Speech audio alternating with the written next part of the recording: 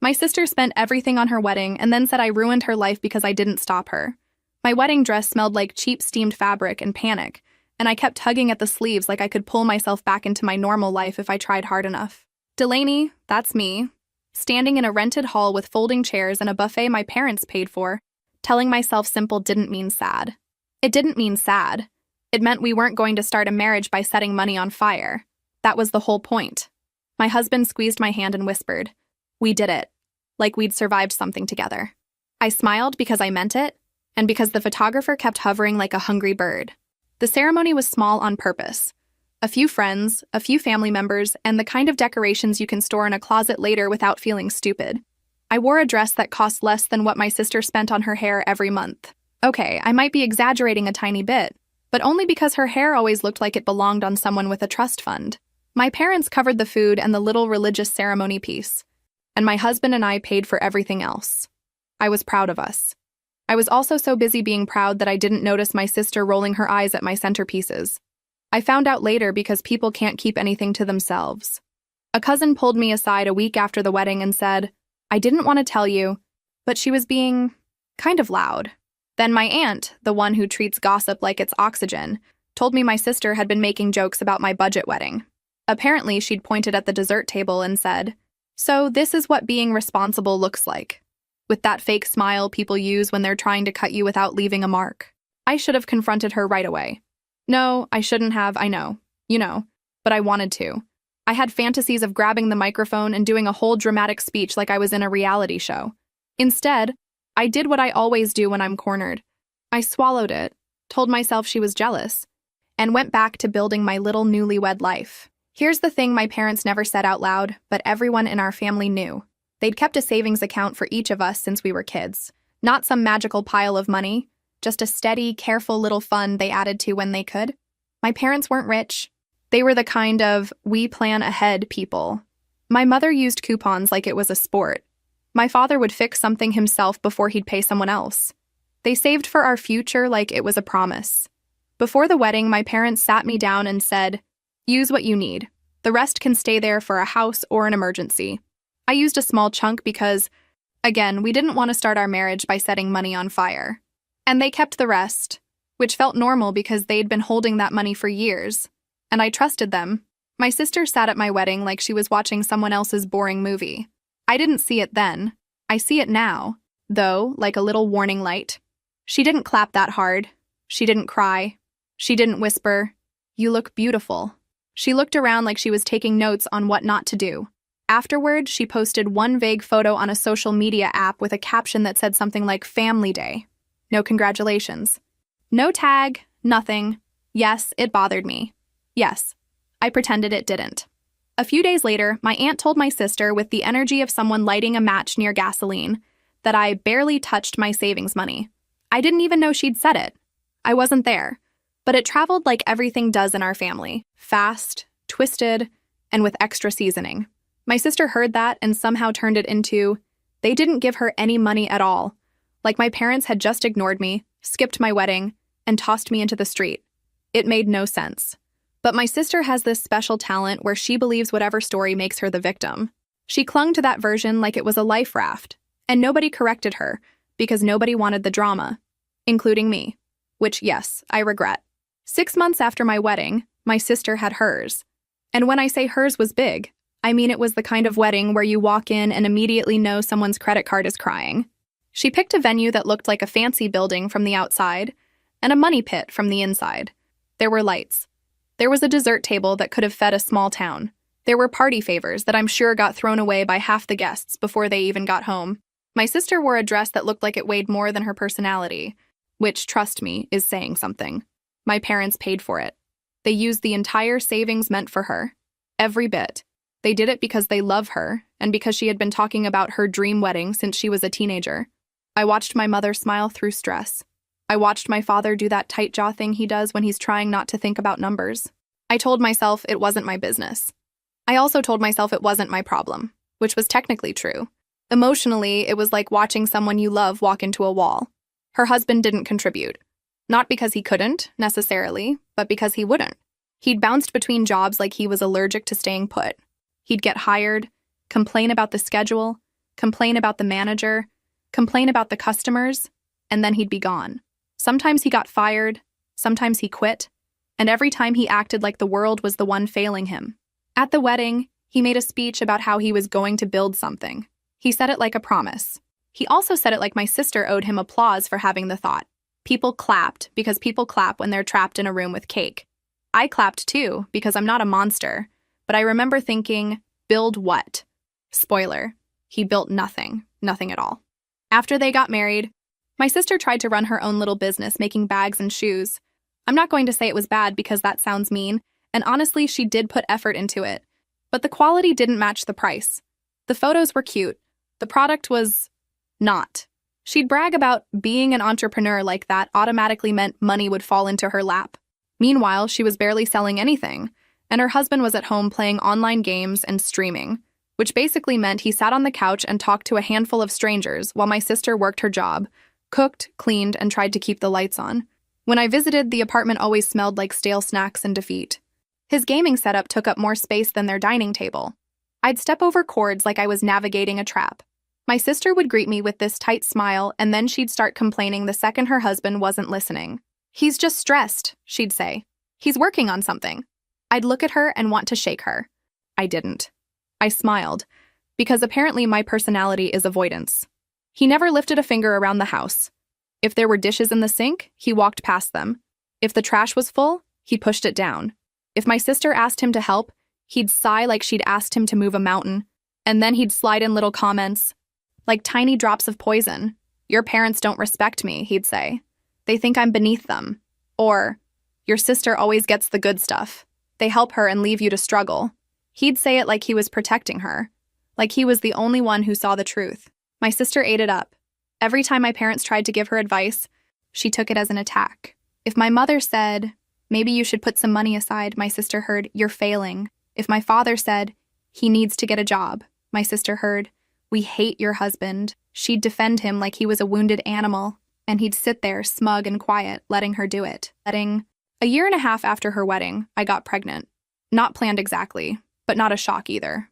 My husband and I had been doing the whole, if it happens thing, which is basically a fancy way of saying we weren't trying that hard to prevent it. When I saw the test, my hands shook. I laughed and cried at the same time in the bathroom like a cliche. Then I sat on the floor and stared at the wall for a long time because suddenly everything felt huge. Also because I was scared. I don't talk about that part enough. People act like pregnancy automatically turns you into a glowing goddess. It doesn't. Sometimes it turns you into a nervous raccoon. Around that same time, my husband got a promotion. Nothing glamorous, but it meant more responsibility and better pay. It also meant he'd be working at another location on the other side of town, closer to neighborhoods with better schools and less of that constant siren noise. We'd been renting for years, and we'd always said we'd buy when it made sense. Suddenly, it made sense. So I called my parents and asked about the rest of my savings money. Not because we couldn't do it without it, but because the truth is, buying a house in this country feels like trying to climb a wall coated in oil. Every little bit helps. My parents were happy. My mother cried. My father started talking about interest rates like he was about to run for office. They transferred the money, and with that plus our own savings, we put a down payment on a house in a good area. We signed the papers. We got the keys. I stood in the empty living room and pressed my palm against the wall like I needed to prove it was real. We posted about it on a social media app, because that's what people do, and because I was excited and I wanted my friends to know. I also posted about the pregnancy because I was excited and I wanted to feel normal about it. 2 announcements one day, like I was competing for attention. I wasn't. I just wanted to share. But my sister absolutely took it like a personal insult. Within an hour, my phone lit up like it was on fire. My sister called. I answered because I'm stupid. Her voice was sharp, already loud, already angry. "So you had money the whole time," she said. Not, "Congrats." Not, "I'm happy for you." Just accusation, right out of the gate. I blinked and said, "What are you talking about?" "The savings," she snapped. "You act like you're so responsible. But you just got handed money and didn't tell me. You let me think." She cut herself off like she'd almost admitted something. Then she barreled forward. "You let me look stupid. You let everyone think I blew all my money while you were secretly sitting on yours." I said, "I didn't let you think anything. Nobody stopped you from saving." That's when she lost it. She started yelling about how I should have warned her, like I was supposed to call her and say, "Hey, just in case you're about to spend every cent on a wedding, maybe don't." She said I had an obligation to guide her, to advise her, to save her from herself. Her husband yelled in the background, something about favoritism and how my parents always coddled me. I could hear him like a barking dog. It made my skin crawl. I tried to explain, but she wasn't listening. She was rewriting history in real time. She said my parents never gave me money for my wedding, like I'd been some neglected orphan. She said I kept my savings secret on purpose so she'd waste hers and fail. She said I enjoyed watching her struggle. She said so many things so fast that I couldn't even grab one to argue with. It was like trying to hold water in my hands. Finally, I said, "I'm not doing this." And I hung up. My heart was pounding. My hands were shaking. I stared at my phone like it had betrayed me. It kind of did. But also, it was just a phone. The betrayal was a family specialty. The messages started immediately. Long paragraphs, short insults, a mix of both. She called me fake. She called me selfish. She called me a liar. She said I was playing innocent. She demanded an apology for making her look dumb. I didn't even know what she wanted me to apologize for. For existing? For not being her financial babysitter? I blocked her. Then she started using other numbers, friends, random apps that let you generate a different number. It was like she had turned harassing me into a hobby. I'd be at work, trying to focus on spreadsheets, and my phone would buzz with a new message that made my stomach drop. I'd be lying in bed next to my husband, trying to sleep, and I'd see my screen light up, and I'd feel my whole body tense. After a few days, I snapped. I sent one message back that was too harsh. I told her she wasn't welcome in my life if she kept acting like this. I told her she wasn't going to have access to my kid if she couldn't treat me like a human being. I regret the wording, not the boundary. The boundary needed to happen. The wording was a mess. I was a mess. She took that message and ran with it. Suddenly, she was the victim again. She told people I was threatening to keep her nephew away. She said I was weaponizing my pregnancy. She said I was cruel. She said I was punishing her for being honest. Meanwhile, she kept texting me, calling me names, accusing me of sabotaging her life. The hypocrisy could have been funny if it wasn't making me cry in my car after work. Eventually, I told my parents. I didn't want to. I felt like a tattletale. I felt childish. But I also felt like I was carrying a tiny human inside me, and I couldn't keep taking emotional punches like it was normal. My mother tried to minimize it at first. She said, "She's just stressed." She said, "You know how she gets."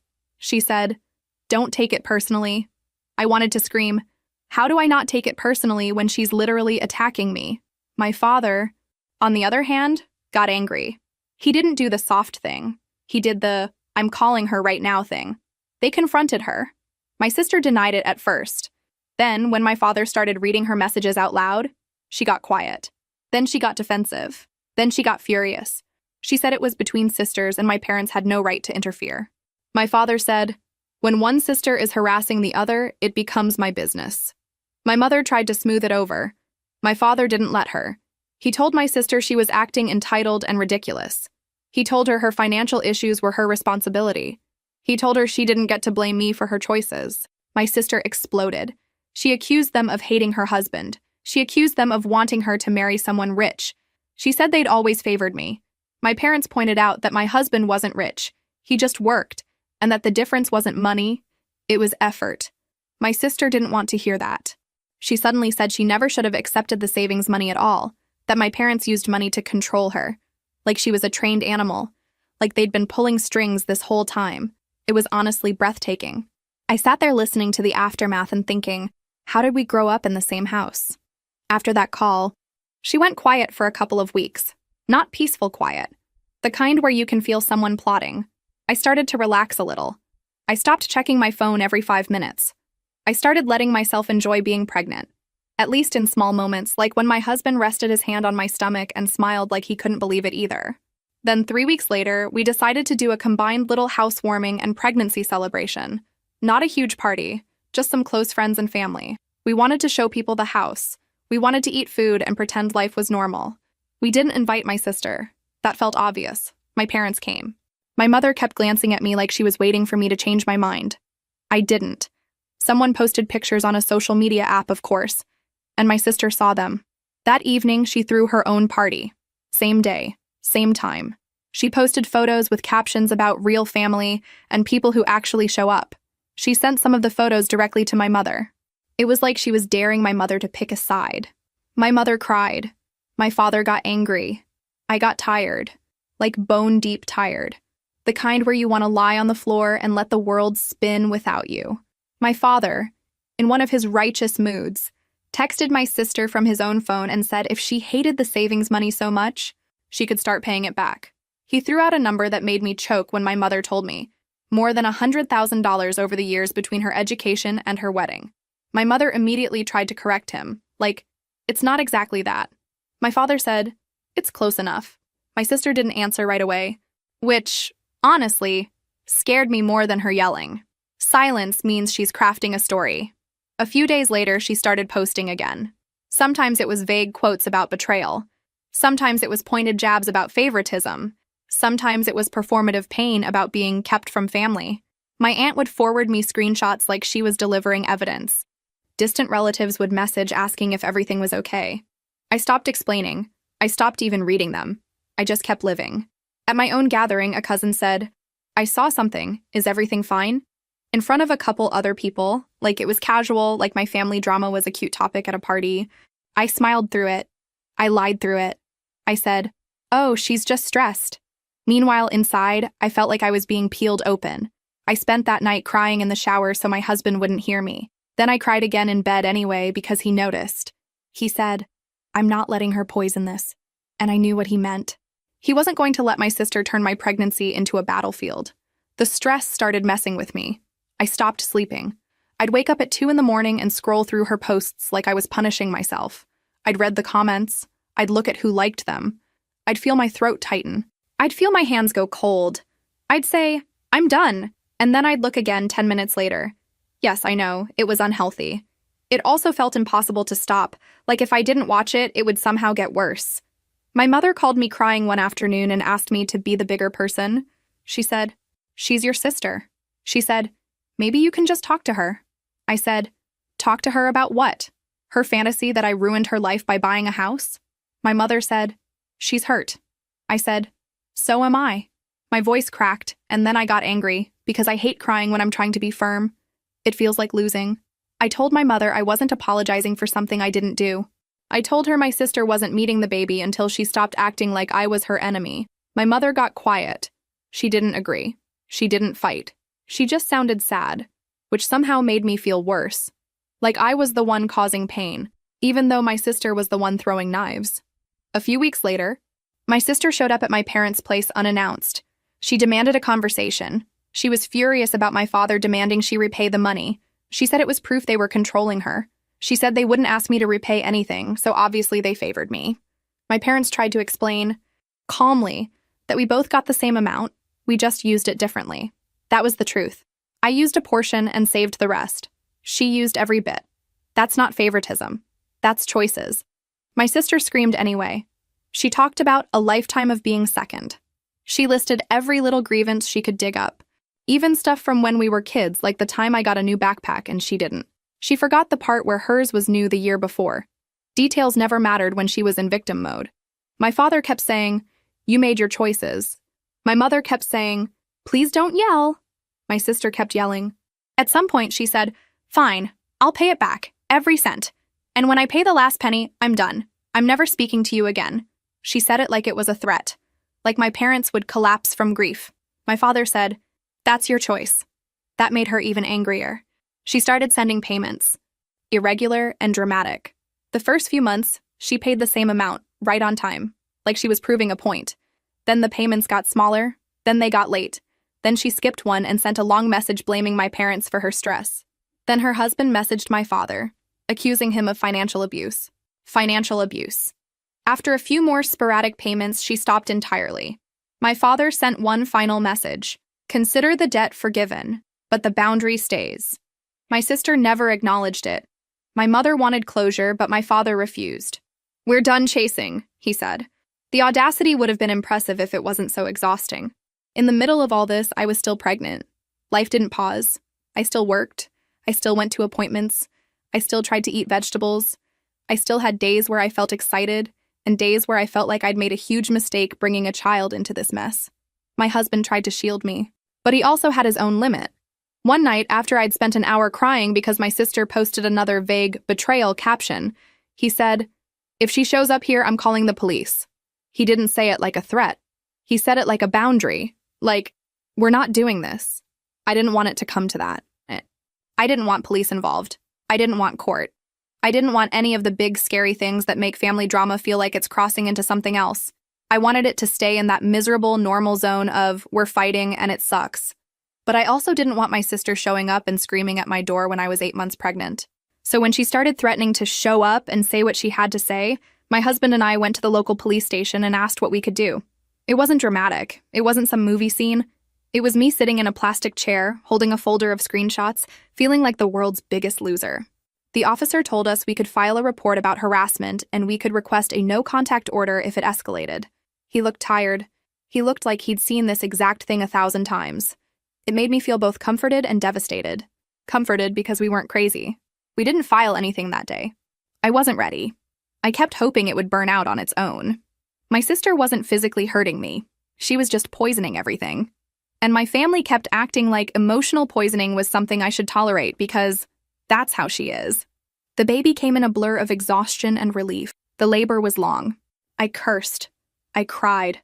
I made a joke at one point about how I was never doing this again, and my husband laughed and then immediately apologized because laughing felt wrong in the moment. When they handed me my baby, I felt like my whole body reset. Like the world narrowed down to this tiny person, and everything else became background noise. For a few days, I didn't think about my sister. I didn't check my phone. I didn't care what she was posting. I was too busy learning how to survive on no sleep and snack crumbs. My parents came to meet the baby. My mother cried again. My father looked like he was trying not to cry and failing. It was sweet. It was normal. It almost made me forget. Then my cousin messaged me and said my sister had posted something about being kept away from family. She didn't name me, but she didn't have to. People aren't stupid. She said something about watching someone take everything and still act like the victim. I felt that cold rush again, like my body recognized danger. My husband took my phone, read the message, and set it down. He said, "She's not coming near this baby until she stops." He said it so calmly that it made me cry again, because I realized how much I needed someone to be calm when I couldn't. A couple weeks later, my sister's husband left. I didn't hear it from her. Of course I didn't. I heard it from my aunt, because my aunt can smell drama like a shark smells blood. She called me and said, "Well, guess what happened?" Like she was sharing a fun story. I said, "I'm holding a newborn, can you not?" She ignored me. She said my sister's husband had moved on and my sister was finally waking up. She said my sister was devastated. Not because she missed him as a person, but because she still kept insisting he was just taking space and coming back. My aunt said my sister felt betrayed anyway, like he'd promised her a different ending. I almost laughed. Almost. Because how many times had my sister betrayed other people emotionally and called it honesty? My sister got a part-time job. Her business had quietly died months before, another dream abandoned when reality demanded actual work. She stopped paying my parents back. She sent them another long message, blaming them for everything. My parents were tired. They were worn down. My mother started talking about how she just wanted peace. My father started talking about how he was done being manipulated. They disagreed, gently, but it was there. The crack. My sister didn't reach out to me directly. Instead, she told a cousin, "Tell her I don't need to know that baby." Like it was her choice. Like she was rejecting us, not the other way around. The cousin told me awkwardly, like she was delivering a package. I felt this weird mix of relief and grief. Relief because I didn't want her near my child. Grief because, deep down, some part of me still wanted my sister to just be normal for once. The months passed. The baby grew. My body healed. My husband and I settled into that messy new parent routine where you forget what day it is and you celebrate tiny wins like the baby slept 3 hours. My sister kept posting. Sometimes it was vague. Sometimes it was pointed. She'd say things about being excluded and people who think they're better. It was like she needed a stage even when the audience was exhausted. My mother tried to push reconciliation again when the baby was a few months old. She said, "What if you just let her see the baby once, supervised, at our house?" I stared at her and said, "Why is the solution always me giving her what she wants?" My mother looked offended. Then she looked sad. Then she looked guilty. I softened, because I'm still me. I said, I'm not punishing her. I'm protecting my kid. My mother whispered, I know. But she didn't act like she knew. She kept hoping my sister would become someone else. One night, after the baby finally fell asleep, I sat on the couch with my husband and told him the truth I'd been avoiding. I didn't think my sister was ever going to admit she was wrong. I didn't think she was ever going to stop being resentful. She might calm down. She might move on. But she would always carry this story where I was the villain. And maybe that was fine. Maybe I didn't need her approval. Maybe I didn't need to keep bleeding for a relationship that only existed when I was willing to be the punching bag. A year after the baby was born, my sister showed up at my parents' house again. This time she didn't scream. This time she cried. My mother called me after and said, she's finally accepting he's not coming back. I said, good. He left months ago. My mother said, yes, but she kept saying he was just taking space. Now she's admitting it's over. I could hear the hope in her voice. It made my stomach twist.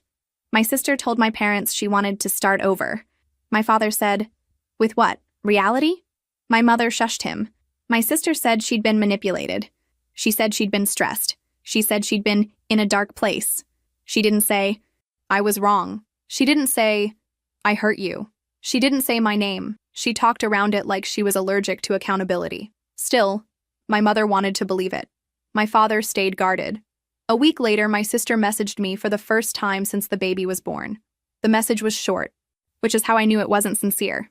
It said, can we talk? No apology, no acknowledgement, just a request, like I owed her access to my life. I stared at it for a long time. I felt anger. I felt sadness. I felt this tired, hollow thing. I also felt something else. Clarity. I typed back, not right now. Then I turned my phone off. Yes, I turned it off. It worked. She didn't take that well. She started sending messages again, not as intense as before, but still full of little digs. Must be nice to be perfect. Must be nice to have everything.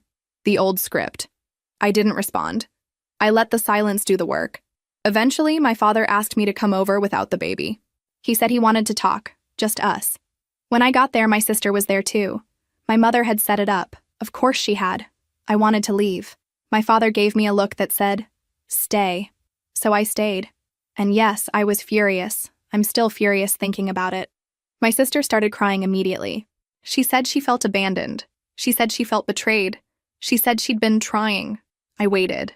I waited for the part where she would say she was sorry. She never did. Instead, she said, you could have told me. Again, that phrase. Like I'd hidden some treasure map from her. I finally snapped. Not screaming. Not throwing things, just snapping in that quiet way where your voice goes flat and you realize you don't care how you sound anymore. I said, I didn't owe you a warning. I didn't owe you a lesson. You're not my child. You're my sister. She flinched like I'd slapped her. My mother started to cry. My father stared at my sister like he was seeing her for the first time. My sister said, so you think you're better than me? I said, no. I think I'm tired of being your excuse. The room went silent. Even my mother stopped making noise for a second. My sister looked stunned. Then she got angry. Because anger is her comfort zone. She said I was cold. She said I was cruel. She said I was punishing her. She said I was keeping her from family. My father told her to stop. My sister turned on him, accusing him of loving me more. My father said, I love you both. I'm just not willing to lie anymore. That was the closest we ever got to honesty in our family. After that meeting, things didn't magically fix themselves. My sister didn't transform into a reasonable person. My mother didn't stop hoping. My father didn't stop being tired. But something shifted in me. I stopped feeling like I had to explain myself to every relative who saw a vague post. I stopped chasing the idea of a sister who would clap at my happiness without feeling personally attacked. My sister kept her distance for a while. She told people she was taking space. She told them I was dramatic. She told them she was protecting her peace. I let her. Because honestly, if she wanted peace, she could have it. Far away from me. By my kid's second birthday, I ran into my sister at a grocery store. Not a cute movie moment. Not slow motion. Just me pushing a cart with a tired toddler and her standing near the frozen foods, staring at me like she wasn't sure if she should speak. My kid waved at her, because my kid waves at everybody. My sister's face did something complicated. She lifted her hand halfway like she might wave back, then dropped it. I didn't approach her. I didn't do a speech. I didn't do a dramatic stare down. I just nodded once and kept walking. My heart was pounding, but my body kept moving.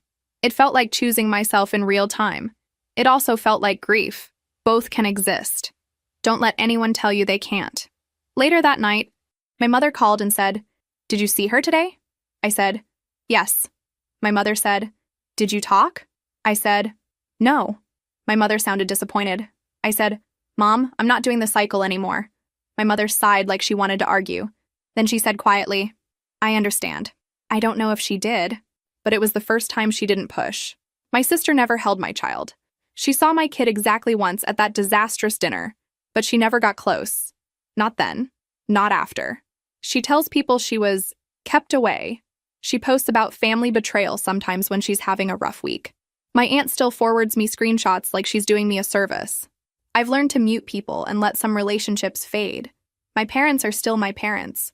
My mother still aches for a picture-perfect family that doesn't exist. My father still gets angry when he thinks about how much energy my sister stole from all of us. I still feel flashes of sadness when I see sisters laughing together in a coffee shop. Like it's the most normal thing in the world. I still have moments where I wonder if I could have done something different. Then I remember the truth. She wanted a villain. If it wasn't me, it would have been someone else. And when I tuck my kid into bed and listen to that soft little breathing, I feel this stubborn, quiet certainty that I did the right thing. Not the easy thing. Not the keep everyone happy thing. The right thing. The thing that let my home stay a home, not a stage for someone else's resentment. Not long after that grocery store run-in, my sister pulled a move that still makes my jaw clench when I think about it. My mother called me and said, in that too bright voice she uses when she's trying to sell me on something, "We're doing a little dinner this weekend. Just us. Your father, me, you, the baby." And then she paused, like she was waiting for me to fill in the missing piece. I said, "Okay." She said, "And your sister is coming too." I swear my whole body went cold. I said, "No." My mother immediately started with the soft guilt. "She's been lonely," she said. "She's not with him anymore," she said.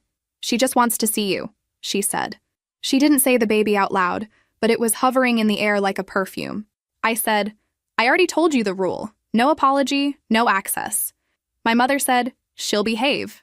I said, "That's not an apology." My mother said, "Can you just try for me?" And here's the ugly truth. I did. Not because I believed it would end well, but because I was exhausted from being the villain in her story, and I wanted to stop feeling like I was making my mother suffer. Yes, I know, I caved. You can judge me. I judge me. So I showed up at my parents' house with my kid and a knot in my stomach. My father looked nervous. My mother looked hopeful.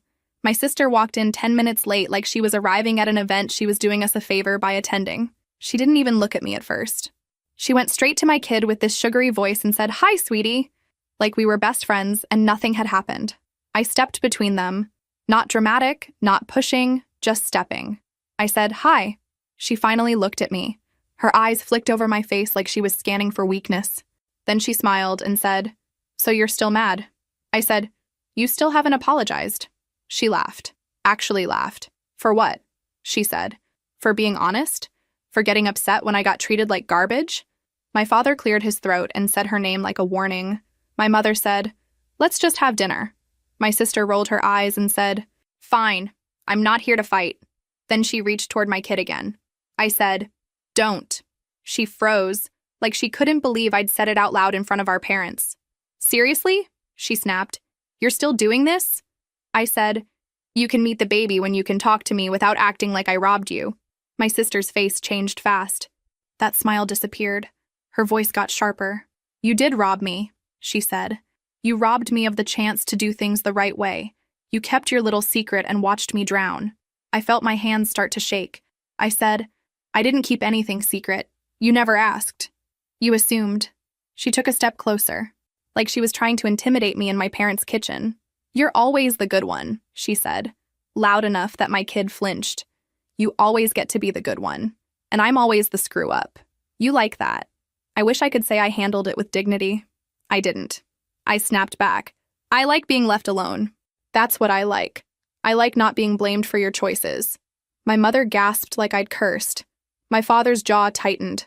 My sister started crying instantly, like a switch flipped, and she turned to my mother and said, "See? She hates me." Then she pointed at my kid like that tiny person was a prop. and she's using the baby to punish me. I wanted to scream. Instead, I did this quiet, shaking laugh and said, "You are exhausting." And I hate that I said it because it was mean. It was also true. My father stepped in between us and said, "Enough." My sister tried to keep going, but my father cut her off and told her to leave. She stared at him like he'd slapped her. Then she started yelling at him too, calling him unfair, calling him cold, calling him exactly what her ex used to call him in those messages. My mother begged her to calm down.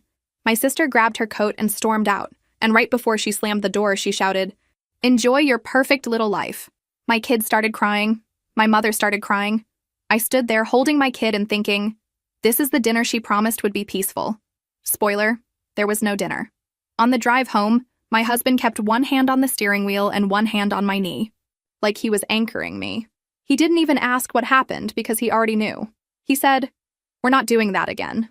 I nodded, even though my chest hurt like I'd swallowed glass. The next day, my mother sent me a long message about how everyone is hurting and families make mistakes, and we need to heal. My father sent a shorter message that said, "You did the right thing." I stared at both messages for a long time. It felt like choosing between them even though it shouldn't have. I wrote back to my mother, "I'm not healing by letting her keep cutting me." My mother didn't respond for hours. When she did, she just sent a heart. A heart.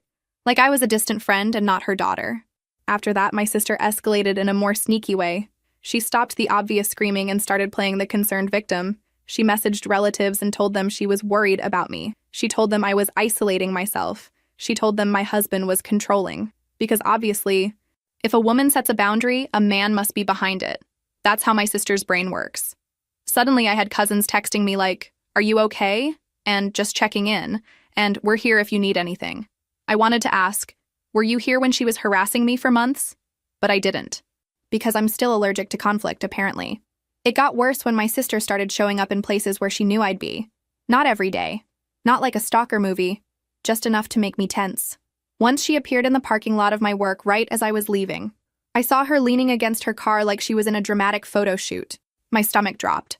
I locked my doors and sat there, watching her in the mirror, waiting for her to leave. She didn't. She walked up to my car and tapped on the window. I didn't roll it down. I cracked it like an inch because I'm not an idiot. She leaned in and smiled, fake sweet. "I just want to talk," she said. I said, "Not here." She said, "Then where?" I said, "Not at all." She laughed, like I was being cute. Then she said, "Quiet. You can't keep hiding forever." I felt my throat tighten. I said, "If you keep showing up like this, I'm going to file a report." Her smile slipped. She said, "Wow," like I was threatening to call the army. Then she backed away and raised her hands in this dramatic surrender. "Fine," she said. "I'll leave you alone." She walked back to her car and drove off, and I sat there shaking like I'd just run a mile. That night, my husband and I sat at the kitchen table and made a boring adult plan. If she showed up again, we were documenting it. If she contacted my workplace, we were documenting it. If she tried to come to our house, we were calling the police. Not to be dramatic, not to punish her, just to make it clear. We weren't playing games. A week later, she tried a different angle. Money. My mother called and said my sister was struggling and needed help. I said, "Help how?" My mother said, "Just a loan. Something small." I asked how small. My mother gave a number that made me laugh because it wasn't small. It was, "I can't pay my rent and also I want to keep living like I'm not broke." Small. My mother said, "She'll pay it back." I said, "Like she paid you back?" My mother went silent.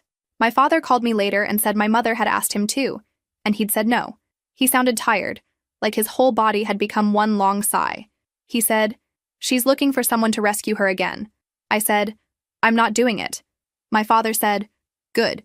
Then he added quieter, "Your mother is going to try anyway." And of course he was right. My mother kept bringing it up. "It's just one time," she said. "She's your sister," she said. "You're doing well," she said. I wanted to scream. I'm doing well because I'm not giving away my stability every time someone throws a tantrum. But instead I said, "I have a baby. I have a mortgage. I have bills." "I'm not a bank." My mother cried and said, "So you're going to let her fail?" And that sentence hit me like a slap because it was exactly the emotional trap my sister had been setting for years. If I don't save her, I'm cruel. If I do save her, she learns nothing and I keep bleeding. I said, "She's not failing because of me." My mother said, But you could help, I said. And she could work. My mother got quiet again, like I'd offended her. Then she said, I don't recognize you. That sentence did more damage than she probably intended. I sat there with tears in my eyes and said, maybe you're finally seeing me. After that, I pulled back from my mother for a while.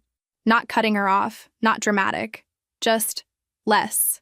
Less calls, less visits, less sharing. Because I realized something I hadn't wanted to admit.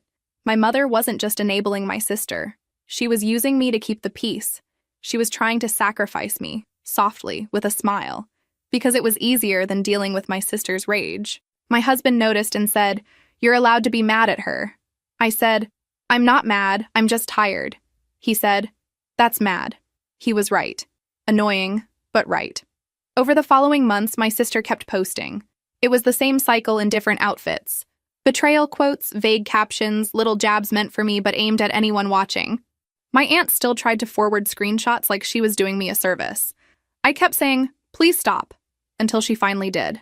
When my kid was old enough to walk, my sister tried a new move. She bought gifts and sent them through my mother. Stuffed animals, little outfits, toys.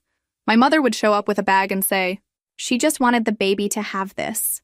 And my heart would do this annoying thing where it softened, because seeing a little sweater makes you think maybe someone is trying.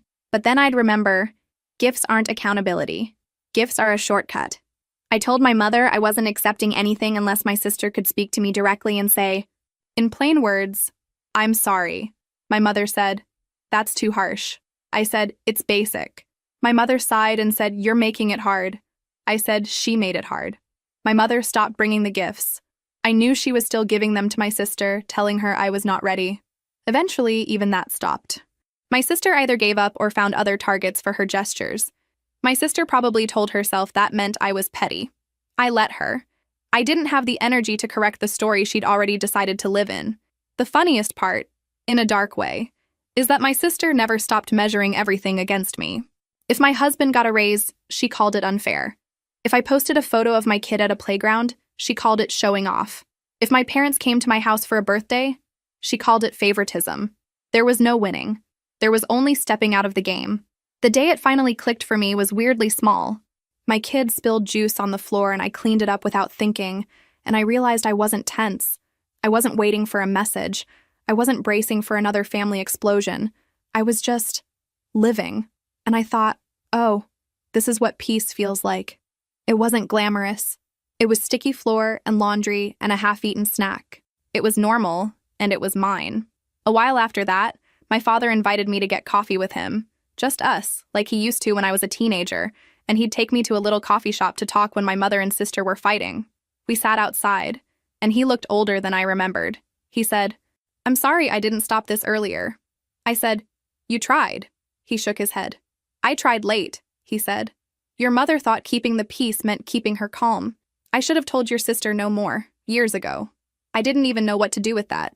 I felt angry on his behalf and sad on my own behalf and relieved that someone was saying the truth out loud. I said, I don't want to hate her. My father said, you don't have to hate her, you just don't have to be her target. Then he looked at me and said, promise me you won't let anyone make your kid responsible for someone else's feelings. And I promised, because I knew exactly what he meant. By the time we got to the point where I could think about my sister without my chest tightening, she'd moved on to a new relationship. I found out because my aunt told my mother, and my mother told me, like it was evidence that my sister was doing better.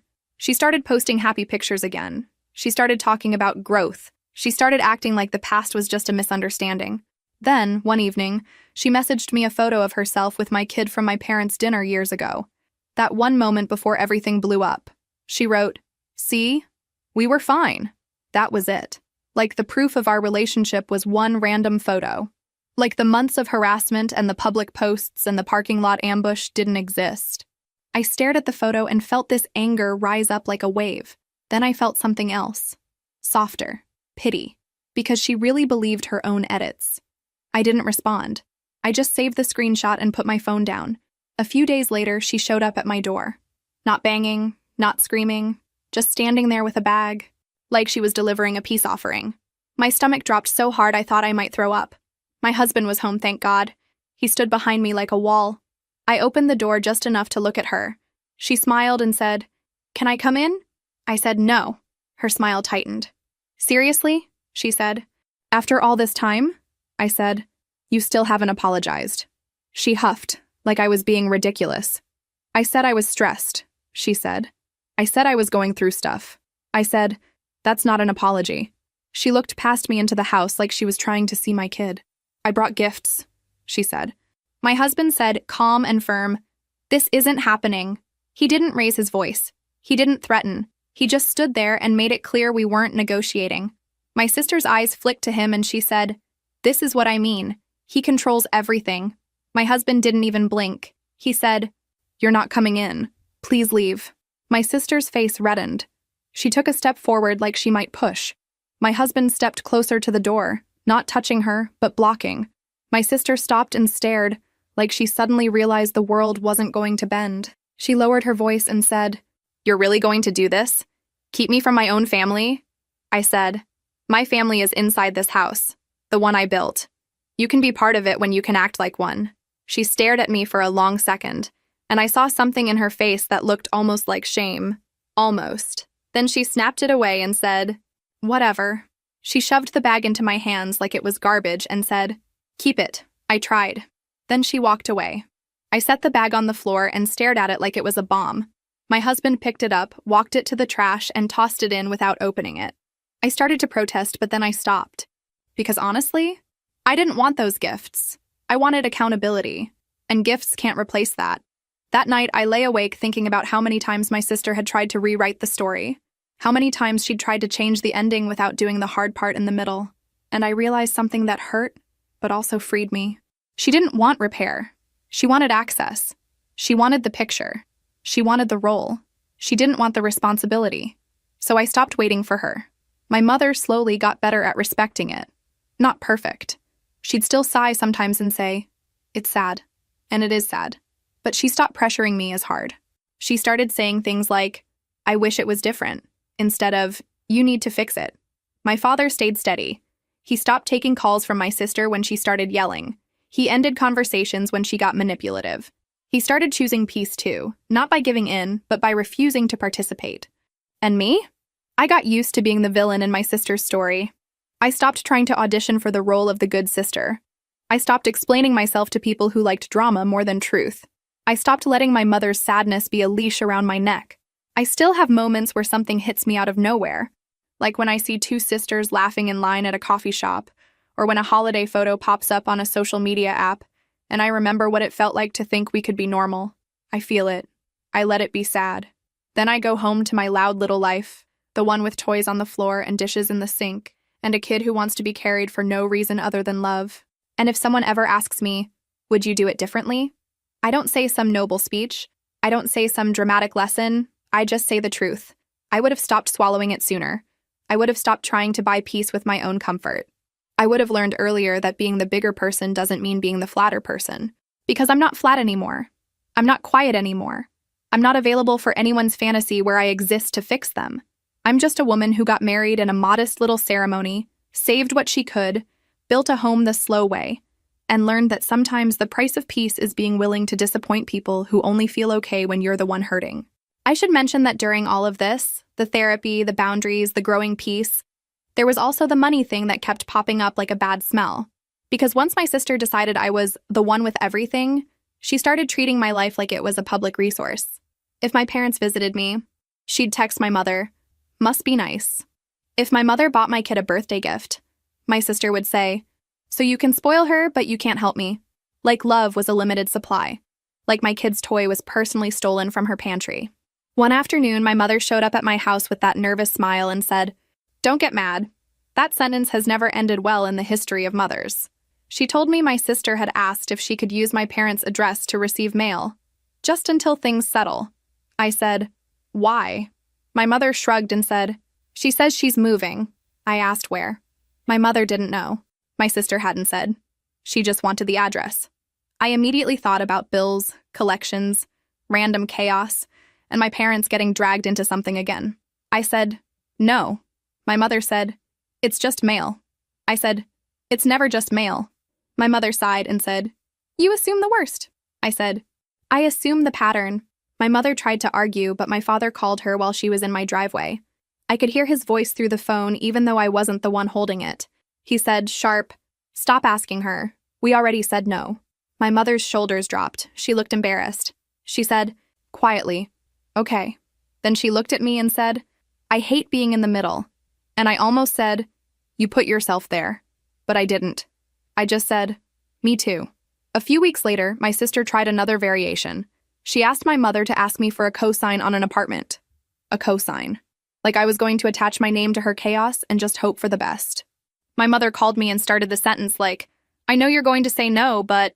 And I cut her off and said no. My mother said, "She says she has a plan." I said her plan is always someone else's safety net. My mother got quiet. Then she said, "You used to be softer." And that stung, because she meant it as criticism, but it was also true. I used to be softer. I used to bend so everyone else could stay comfortable. I said, "I used to think softness was my job." My mother whispered, "I'm just scared for her." I said, "I'm scared too. I'm just not sacrificing my kid because you're scared." That was the first time I heard my mother actually admit out loud that she was afraid of my sister. Not afraid in a physical sense. Afraid of her emotions, her blow-ups, her punishment. Afraid of what would happen if she didn't give her what she wanted. I realized my mother wasn't just enabling my sister because she loved her. She was enabling her because she didn't know how to survive her. And that's when I finally understood why my childhood felt like it did. My sister would rage, my mother would soothe, my father would shut down, and I would shrink to fit the space left over. I had been trained to be low maintenance, to be the easy one, to not add to the fire. So when I finally stopped shrinking, it felt like betrayal to them, like I was breaking an unspoken deal. My husband pushed me to talk to someone, not because he thought I was broken, but because he could see I was carrying too much. I found a therapist through my insurance, and I sat on a couch in a small office and cried about money and weddings, and how much I hated the phrase, "be the bigger person." The therapist said, "Being the bigger person often means being the quieter target." I stared at her and said, "Exactly." It was the first time I felt seen by someone who wasn't already tangled in the family web. Therapy didn't fix my sister. It didn't fix my mother's hope, but it helped me stop spiraling. My kid, oblivious to all of it, started calling my father Papa and making him laugh with nonsense stories about talking dinosaurs. Watching my father on the floor playing blocks, I realized this was the family that mattered. It helped me stop checking my phone like it was going to bite. It helped me stop feeling guilty for needing space. It helped me accept that you can love people and still not let them into your home. Around the same time, my father started changing too. Not in a dramatic way, in small, stubborn ways. He stopped giving my sister money. He stopped letting her talk over him. When she started blaming me on the phone, he'd say, "I'm not discussing your sister," and end the call. My mother would get upset and say, "You're making it worse." And my father would say, "It's already worse. I'm just done pretending it isn't." My sister responded by punishing him. She stopped calling him on his birthday. She ignored him on holidays. She told people he was cold and heartless. It hurt him. I could tell it hurt him. But he kept the boundary anyway. Seeing that made me feel both proud and angry. Proud that he was finally stepping up. Angry that it took all this for him to do it. The last big flare-up happened when my kid was old enough to understand words. My sister posted something online about a child being used as a weapon, and my kid was sitting on the couch near me, humming, playing with blocks, and my mother called in tears because relatives were asking questions again. I hung up and I just stared at my kid and thought, no. Not just no to my sister, but no to the whole cycle. No more explaining, no more defending, no more letting other people's discomfort dictate my choices. I sent one message to the group chat with the relatives who kept poking at it. I didn't write a novel. I wrote, "I'm not discussing my sister online. Please stop asking.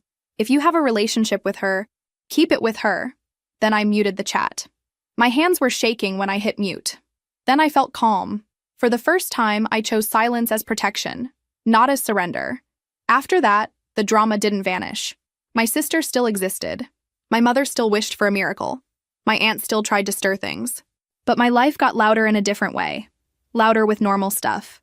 School forms, doctor appointments, messy kitchen mornings, little arguments with my husband about who forgot to buy snacks. The kind of noise that means you're living, not surviving. And when my sister's name comes up now, it doesn't feel like I'm about to drown. It feels like a sad story that belongs to someone else. Because the truth is, I'm not interested in being the villain in her story anymore. I'm also not interested in being her hero. I'm just interested in being a mother who can breathe in her own house. I don't forgive her the way people like to demand you forgive family. I don't wish her harm either. I wish her therapy. I wish her a life where she stops comparing and starts living. But I also wish her far away from me. That's the part people hate. It's not a reunion. It's not a tearful hug. It's just a boundary that held, year after year, until it became ordinary. And honestly, ordinary felt like a miracle. My kid asks sometimes why there's no auntie in the family photos. I keep it simple. Sometimes people can't be nice, so we keep them at a distance. My kid shrugs and goes back to playing. And if that makes me the villain in someone else's story, I can live with that.